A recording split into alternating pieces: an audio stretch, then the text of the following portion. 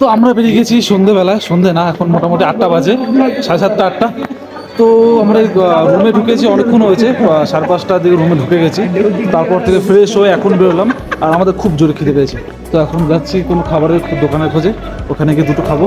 দেখো ভাই, তোমাদের একটা কথাই বলবো, দার্জিলিংয়ে এসে যদি মল রোডে না আসো তাহলে ঘোরাটা পুরো অসম্পূর্ণ থেকে যায়। কারণ দার্জিলিংয়ে যখন পরন্ত বিকেলে রোদ গড়িয়ে কুয়াশাচ্ছন্ন সন্ধে নেমে আসে, তখন পাহাড়ি শীতল বাতাস আর তার সাথে দার্জিলিং চায়ের সুগন্ধ যে একটা মায়া করে তোলে না, উফ কি বলবো তোমাদের। তো আমরা কিন্তু মেল রোডের মধ্যে চলে এসেছি, আর চারিদিকে যতদূর দেখতে পাচ্ছি এখানে যত লোক আছে, মানে আমরা ছাড়া বাকি যারা আছে তাদের মধ্যে 60% লোক আমাদের মতনই, মানে যারা ঘুরতে এসছে জায়গাতে।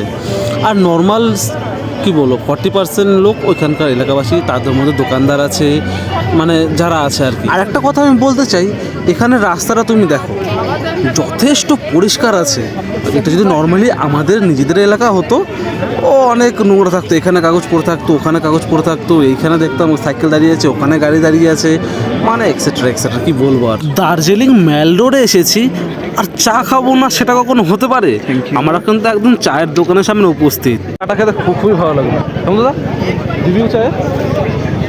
হ্যাঁ, কী বলছিস? কিছু বলতে হবে তো ভিডিওর মধ্যে। কী বলবো, মজা লাগে, ঠান্ডা, খুব সুন্দর ওয়েদার, চা খাচ্ছি ঠান্ডার মধ্যে, গরম গরম চা। অনেক বিদ্যুৎ ভাই মাঝখানে খারাপ দেখে ভয় লাগে। ভীষণ ঠান্ডা লাগছে, আর ঠান্ডার মধ্যে আমি না টুপি আনতে ভুলে গেছি। তো এখানে টুপি একটা কিনে নেবো, তো দেখি টুপি বলতে বলতে টুপি পেয়ে গেছি। তো আমার একটা টুপি লাগবে, তো টুপির দোকান যখন পেয়ে গেছি তো একটা টুপি নিয়ে গেছি।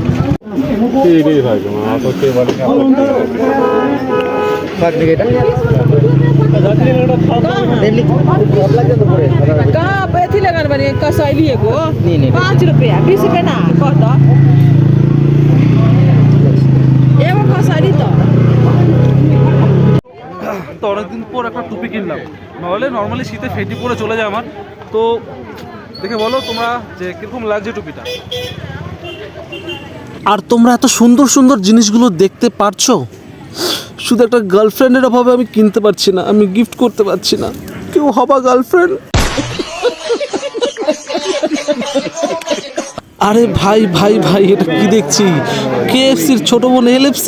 ভাবছি বাড়িতে গিয়ে আমিও একটা খুলবো, CFC। যাই হোক, অনেক ঘোরা হলো, এবার একটু খেয়ে নিই। মূলত খাওয়ার জন্যই ঘর থেকে বেরিয়েছিলাম, কিন্তু সেটাই এখনও হয়নি।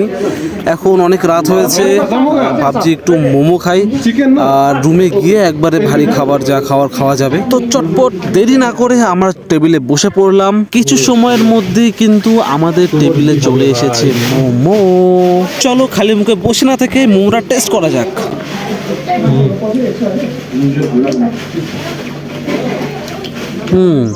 না, আমি খারাপ বলবো না, ডিসেন্ট আছে।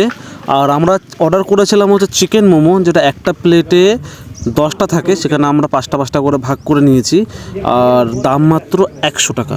সে আন্দাজে ঠিকই আছে, খারাপ নেই। আমি খারাপ বলবো না, আর একবারে ভালোও বলবো না, মোটামুটি অ্যাডজাস্টেবল। তো খাওয়া দাওয়া আমাদের শেষ, এবার যাচ্ছি আমরা রুমের দিকে। যদি ভিডিও ভালো লেগে থাকে লাইক শেয়ার সাবস্ক্রাইব করো। দেখা হবে পরের ভ্লগে। Tata, bye bye.